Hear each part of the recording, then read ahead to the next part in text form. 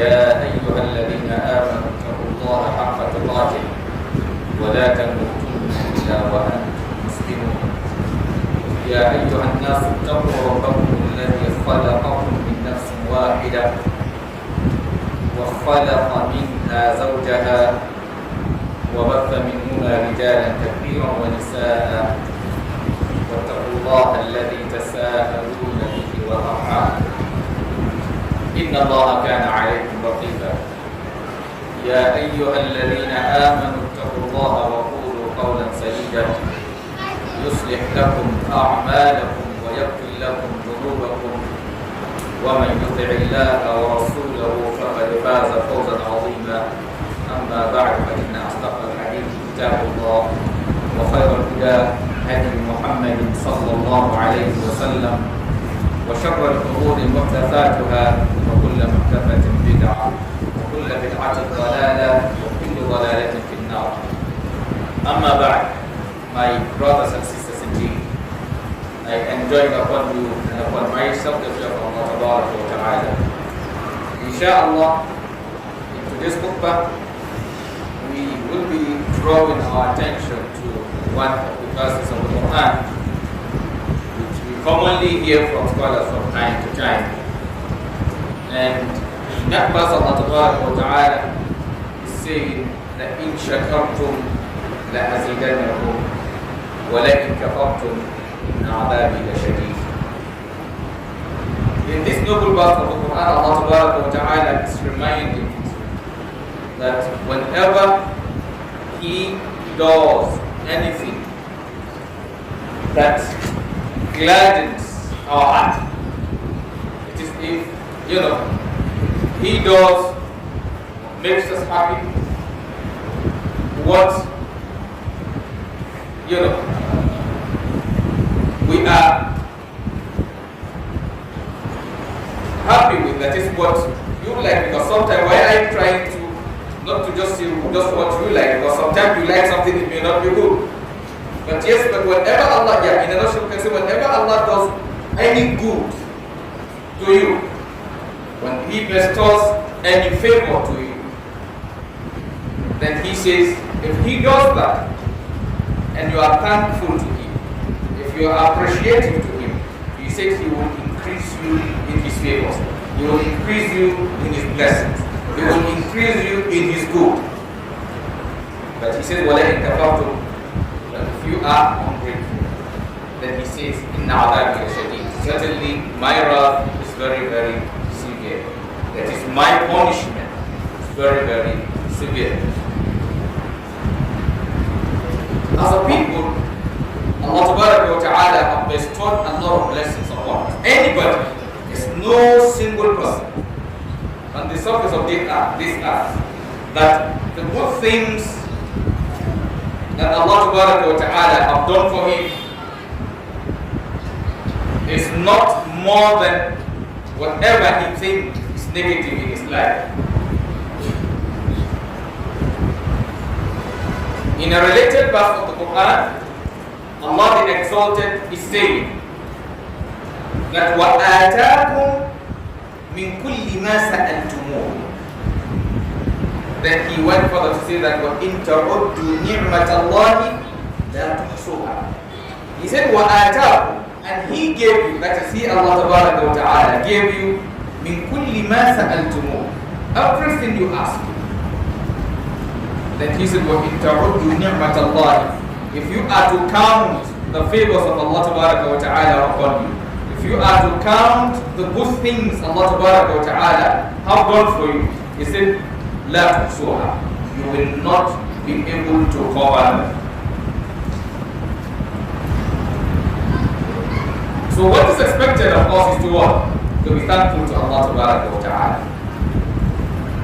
And what I want to center my talk more on, and we can also connect it to other favors of Allah Ta'ala, is the blessing of children.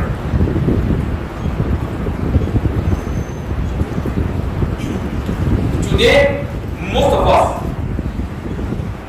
Allah blessed us with children. He gave us children.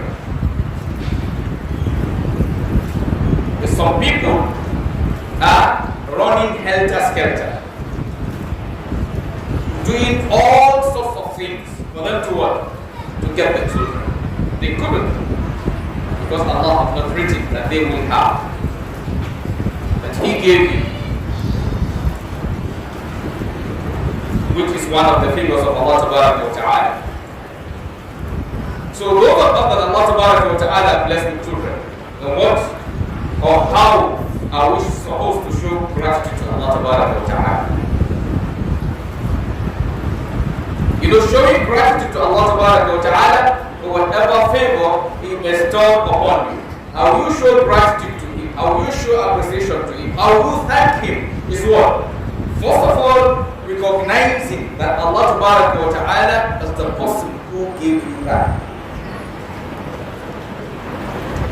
It's not just by your might, it's not just by your intelligence, it's not just by your knowledge you are able to achieve that. Like the case of Qarun, Allah Ta'ala enriched him. What did he say at the end? He said at the end of the day that إِنَّمَا أُوتِيتُهُ عَلَىٰ عِلْمٍ عِنْدِي. He said, I was given this as a result of what?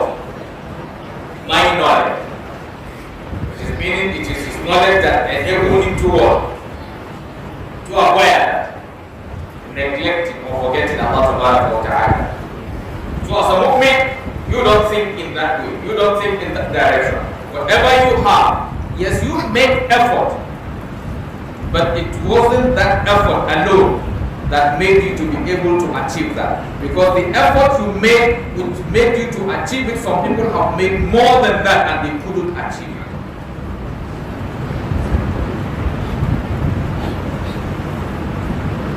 So in essence, made you to believe that yes, ultimately, the person who made you to get that was who? Or is who? Allah Ta'ala.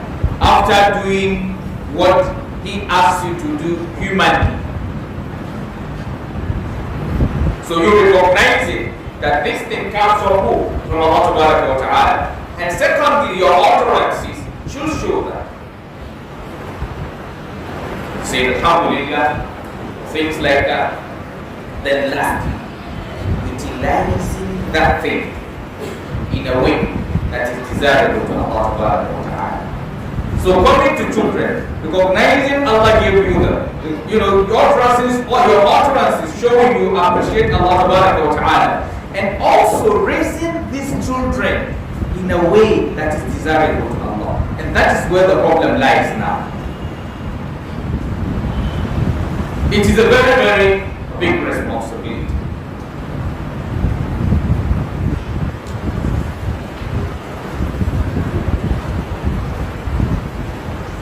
Today, most of us have children, but in terms of the upbringing, there's serious problem. And the way we raise our children today determines the kind of elders we will have tomorrow. If you want to have good leaders tomorrow, then you need to have good children now. If you have good children, you will have good elders. If you have bad children, you will have what? Bad elders.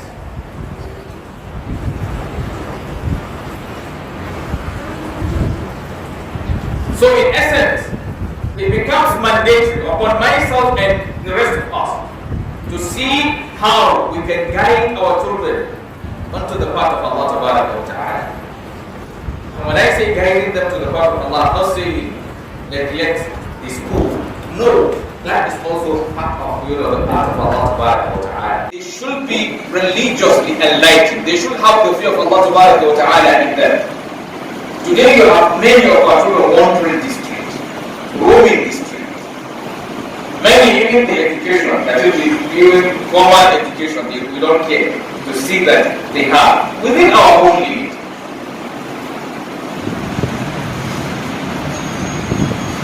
Try to see how you raise your own children within your limit. Because Allah will only ask you what you have the ability. You can send them to private school, send them to private school. You can send them to private school, what do you send them to public school? You You don't have means of sending them to public school. What do? Educate them at home. So tomorrow, if anyone is saying, what effort have you made? Okay, maybe I couldn't afford public school. If it is possible, if it is true.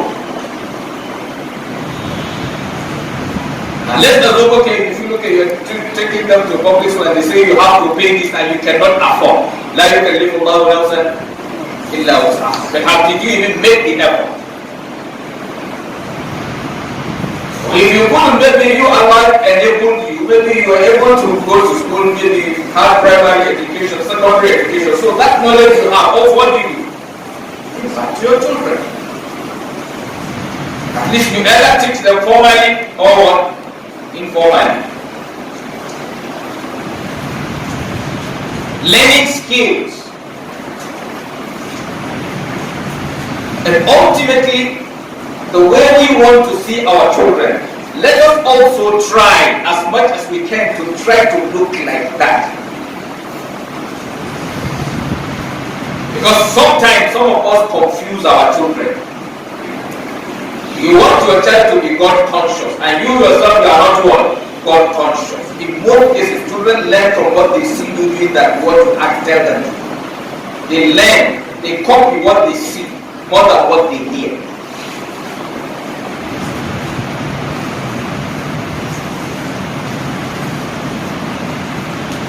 You want your children to be responsible. Try in your own little way to be what?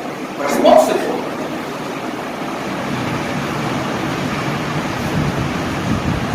So my brothers and sisters indeed, we all need to try and solve this problem. And apart from parents, and when I say children, don't think you are only responsible for your own children alone.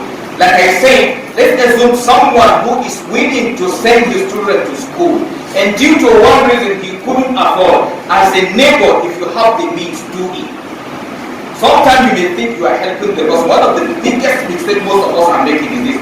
Refuse to send these children to school when you have the ability. Your own children will suffer that action later on. Because they will make life unbearable for your own child that you send to school. Yes. We are seeing what is happening these days. People can't travel anymore. People are afraid. You are afraid of traveling by road. You are afraid of traveling by what? By train. Maybe we are also somehow small afraid. We are also afraid of traveling by air. Those who understand knows what I mean. Because when you go by road from your house to the airport, not by air. And when the plane picks you from that airport and you land in the other airport, you also go by road from that airport to your destination. You know, initially we say train is safe, right? Okay, now train is attacked.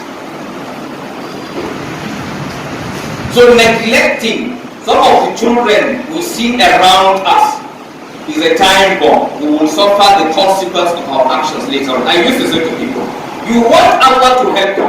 There is a kind of relationship we have with Allah. The way you relate with others, that's how Allah will relate with you. That is not your own self. The way you relate with others, that's how Allah will relate with you. And let me begin to give us some evidence. In a hadith, the Messenger sallallahu alayhi wa sallam, you want Allah to be merciful to you, right? And don't just ask him to be merciful to you. Be merciful to others. He will be merciful to you. He said to us in a hadith, Irhamu man fil ard, Yarhamkum fis sama. The Prophet said, be merciful to those on the earth. That is, you be merciful to others, those on the earth. The one in the heaven will be merciful to you. He said, Man la yarham, the one who doesn't show mercy, that is to others, then la yurham, will not see mercy. From who? From Allah. You want Allah to help you, help others. The Prophet says in a hadith that Wallahu fi awni al-abd, Allah is at the support of his servant. Ma dama al-abdu fi awni akhihi, so long as his servant is helping his brothers. He did not say so long as his servant is helping Allah. He did not say that. He says so long as his servant is helping who? His brothers.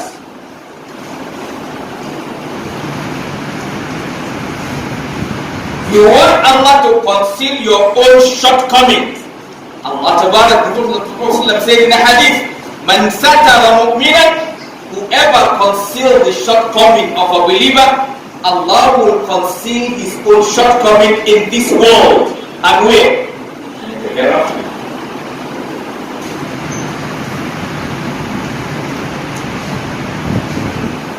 You want Allah to answer your dua, pray for others. Then some angels are there praying for you. And who put those angels to pray for you because you pray for your brother? It is Allah. And angels, yes, they are. Whatever they do is an injunction from Allah. So Allah will not command them to do something that the effort will be wasted. When you're wrong, you may pray, if I not like you, accept. If you like, you will not accept. Your own no guarantee. I mean, those ones, so long as He commanded them, that means they are praying for somebody they're supposed to pray for. Because they will not pray for someone that Allah did not ask them to pray for. Because their own lifetime is this. لا يعصون الله ما أمرهم ويفعلون ما يؤمرون. Angels never do anything except what Allah commands them. That's why there's nothing they do that is a crime. If they kill you, it's okay. They let you live, it's okay. If they take your life, that's why the angel of death, his own job is to take your life. And he's doing his job. He's not committing any crime. He finishes it and Allah is happy with him. Because he won't take your life unless he's commanded to take your life. He won't take your life except at the place he's asked to take your life. And I don't give up. If you like be driving a car with 1 million people inside the car, if Allah asks him to take your life, he will pick you there without minding the number of people in the car. Because it is not his own duty to protect those ones. His own is to take the life of the person he is assigned to take the life. That's all. What happened to others, other angels are there to take that responsibility. They will do their own job.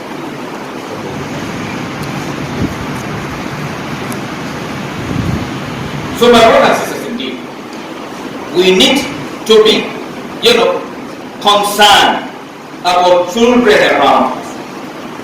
Sometimes some of us, like I do see, we may be giving excuse that yes, they have parents now. Let their parents do what? Do their responsibility. Yes, they have. If their parents neglect their responsibility, that would make Allah to ask you about your own part. Let's assume you are on the road going somewhere and you see someone had an accident. You have means of helping the person. Then you refuse to do. Yes, you are not, somebody is supposed to take the person to the hospital. Now there is no way. So what do? You help. Because if you are in the same state, you would want others to help you. Why is it okay for you, not okay for others? You will be happy even you are rich sometime. You will be happy when your own child gets scholarship. That scholarship is somebody helping you. It's not just like that. If it's a company, some people, because company doesn't create itself, people create company. It's people that own that company. It's people that are generating money in that company. So we need to save ourselves from the state we are in by looking at every area we need to work on. There are a lot of areas we need to work on. But today I feel, yes, I want us to work, to look at the concern of children. How can we save our society? By looking at challenges children are facing. I used to say to brothers and sisters, you should say Alhamdulillah. If some people are there struggling to be able to take care of their children, and Allah gives you the means of taking care of your own, and you can take care of 100 children too, it's a blessing. You are not helping them, you are helping yourself. And I will explain that to us. أقول ما تسمعون وأستغفر الله العظيم الجليل لي ولكم ولسائر المسلمين من ذنب وخطيئة فاستغفروه إنه هو الغفور الرحيم. والصلاة والسلام على أشرف الأنبياء والمرسلين محمد وعلى آله وصحبه ومن دعا بدعوته وسن بسنته وسار على إلى يوم الدين ورحمة ورسل الدين. Like I say, when you help others, you are not helping them, you are helping yourself. Why did I say you are helping yourself? Because what determines your level in the hereafter, what determines your level in Jannah is your deed. So when you help others, you are complying with Allah's injunction. And when you comply with Allah's injunction, He gives you what? Reward. And when you get the reward, that determines where you will be in the hereafter. Like I do say to us from time to time, if you are a world builder, if you are someone who does good things in the world, that will make you to have good life in the hereafter.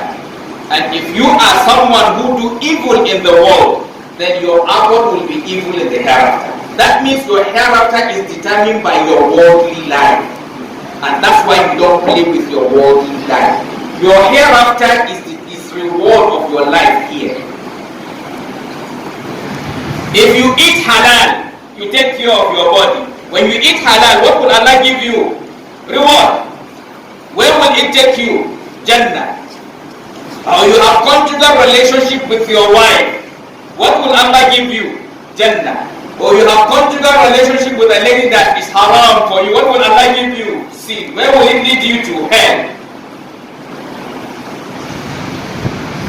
You help somebody, Allah give you reward. So that's why look at everything in this life as means to something.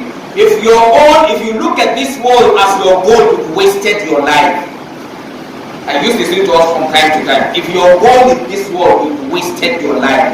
Because you are fighting or running after what you can never own. Nobody owns the world. And nobody can ever own anything in this life. Your relationship with anything in this life is that Allah is giving you opportunity. That is, He's borrowing you that to use it for to use it temporarily. He is not giving you anything permanent in this life. So you can't own it. He can only borrow you. So when someone borrows you something and you are treating it like your own, that means something is wrong with you. Your life, the life you have in this world will end.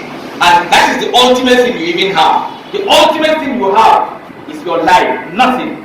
Any other thing is secondary to your life. Because what will make any other thing in life to be valuable to you is if you are alive. The day Allah takes your life, even the shirt you are wearing will off it. Yes, if maybe I'm standing here doing Khutbah, so if I collapse and I go, then after, before you go and bury me, you will remove my cap. You will remove the shirt I'm wearing. Maybe somebody is eyeing it before. So you have got an opportunity. I remember I like that your shirt. Okay, fine. This is an opportunity for you to now have it because I cannot wear it again. That is the truth. Don't deceive yourself. That car you are saying your own, they may not put you inside. The bed you are saying your bed, they will feel you will mess up the bed if they put you on that bed. That is the truth. The wife you are saying my wife, yes, after they bury you, they will share your property, they will give her, and she will go and spend it on another man. Yes. She may even be the one who will sponsor her wedding. Yes, the way she honey you, she's going to honey somebody. Don't deceive yourself. That's the truth. The table you are sitting on and saying my office after, somebody left it for you to enter. There is nothing you will get close to in this life. Don't deceive yourself, you will leave it. Like I do say, if you like, gather the whole messengers of Allah on the surface of that Allah have ever created.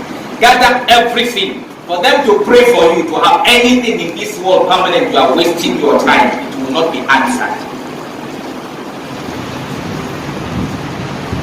If you have money, either Allah takes away the money from you while you are still alive, or He will take you away from the money and somebody else takes it. That's the truth. So prepare for one. It's your choice. It's a choice. If you are lucky, He gives you choice. He may ask you, what do you want? But you must know, you will not miss one.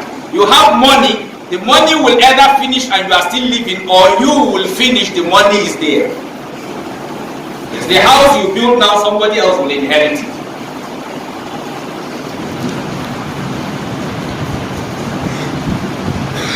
So don't be deceived by anything. What is really your own is your deed. Nobody will ever inherit your work. Your deed will go to Allah before you go. Look at that. That is, your deed will go before you. That's why Allah is saying to us regarding our deed. He said, "O you who believe, be conscious of Allah, and each soul should look forth to what? Ma qaddamat, what it sent forth for what? For tomorrow." So you are going to meet your deed. That's why it's not in this world. Anything in this world is not your own. Allah told us clearly in a verse of the Quran that regarding this world, He said this is own. He said to us, you come into the world with nothing, you are going back with what? With nothing. And He also told us in the verse of the Quran that what? He said, "Inna, certainly we," that is He, Allah Tabaraka wa Ta'ala, "narithul arda," we will inherit what? The earth. وَمَنْ عَلَيْهَا, and whoever is in it. So Allah will inherit the earth and inherit you, because you and the earth are all property to Him. The way the earth is property to Allah, that's how you too, you are property to Allah. You are not more than a property. He owns you. You don't own yourself. You are His property. So He will treat you the way He likes. Like I do say, even if you think now you have right, you can do something, is because He allows you to do it. The day He doesn't want you to do, He will break you. You cannot even do anything. Yes. You can walk to the mosque. I mean, Allah make us to be walking to the mosque, inshallah. Then the day He say you can't walk to the mosque, I don't want to give example with cloth or something. What will happen? The legs cannot move. And maybe you look for somebody to carry you. The day He doesn't want you to eat, the food is there, you cannot eat. Maybe if you are lucky, they will put it through what? Drink. I mean, yes, you can eat with your mouth. But you have the mouth, but Allah doesn't want you to walk that time. So what will happen? If you will still be alive, they will use what? Drink. If somebody is eating with mouth, and you are eating with what? Through your vein. That is Allah. Yes, your mouth is there. The day He doesn't want you to talk, you don't know what to close it. If you are opening it, but you are not talking, people are not hearing you, they are not understanding you. You have your ears. The day He doesn't want you to hear, yes, they will make noise around you and you are not hearing anything. That is Allah. And finally, on the day of judgment, He will, because in this life, He allows you to control certain percentage. That is, He allowed you to control certain percentage of your life, and He will base on that to determine your end in the hereafter. In the hereafter, He will take total control. That is total. That's why He said, "Liman al-mulku al-yawm." He said, "Lillahi al-wahid al-qahhar." That day He will take total control of your body. You cannot control anything, and that's why after you finish your life, then He will get control of the mouth. And last يوم تشهد عليهم ألسنتهم وأيديهم وأرجلهم بما كانوا. That day your hand will talk, because the controller of the hand wants the hand to talk at them. How will it talk? You won't understand. When you get there, you will know how to talk. How your leg will talk. Every part of you is talking. Then you will be wondering, why will you be witnessing against me? Because you feel you are protecting them. So, and they will say, Allah who gives ability to everything to talk is the one who gives us the ability to talk. And Allah Ta'ala guide us. Alright? And Allah gives us the means of raising our children the way Allah Ta'ala expects of us. And any of us, any child close to us, may Allah Ta'ala give us the means to be able to take care of them. Good things, pray for Allah to give you the means. If Allah will give you means of raising all the children in your community, is a blessing. Because that means you are having far excess more than you need. When you have more than you need, it's a blessing. You see, you can even sleep, you don't have to worry, because you know you have more than what you need. So pray for Allah to give you the means to help out. And pray for those who are lazy. May Allah make them hard work. May Allah remove them from that laziness. And those who are lazy, that the consequence of their laziness, the children it is affecting, then those of us who know the evil of that, let us save those children. We should also understand that yes, it is our religious obligation. Allah subhanahu wa ta'ala make it easy for us. ربنا آتنا في الدنيا حسنة وفي الآخرة حسنة وقنا عذاب النار. اللهم لا تدع لنا في مقامنا هذا ذنبا إلا غفرته ولا هما إلا فرجته ولا كربا إلا نفسته ولا دينا إلا قضيته ولا عسيرا إلا يسرته ولا عدوا إلا خذلته ولا مبتلا إلا عافيته ولا ميتا إلا رحمته ولا حاجة من حوائج الدنيا والآخرة هي لك رضا ولنا فيها صلاة إلا عنتنا على قضاياك يا أرحم الراحمين. اللهم بعلمك الغيب وقدرتك على الخلق أحينا ما علمت الحياة خيرا لنا وتوفنا إذا علمت الوفاة خيرا لنا. اللهم إنا نسألك خشيتك في الغيب والشهادة ونسألك كلمة الحق في الرضا والغضب ونسألك القصد في الغنى والفقر ونسألك نعيما لا ينفد ونسألك قرة عين لا تنقطع ونسألك الرضا بعد القضاء ونسألك برد العيش بعد الموت ونسألك لذة النظر إلى وجهك وشوقك إلى لقائك في غير ضراء مضرة ولا مضلة. اللهم زينا بزينة الإيمان واجعلنا هداة مهتدين. عباد الله